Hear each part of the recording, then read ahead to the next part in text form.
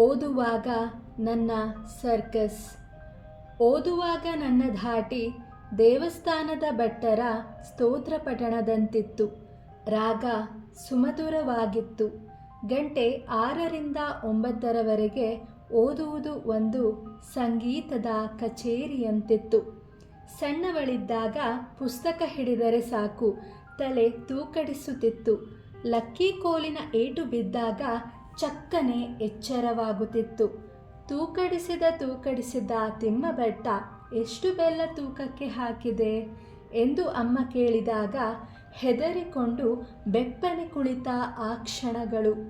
ಪ್ರಶ್ನೆಗಳನ್ನು ಕೇಳುತ್ತಿದ್ದಾಗ, ಉತ್ತರ ಗೊತ್ತಿಲ್ಲದಿದ್ದಾಗ ಒಂದು ಪದ ಹೇಳು, ಮೊದಲಿನ ಸಾಲು ಹೇಳು, ಸ್ಪೆಲ್ಲಿಂಗ್ ಹೇಳು ಎಂದು ಕೇಳುತ್ತಿದ್ದ ಆ ಕ್ಷಣಗಳು.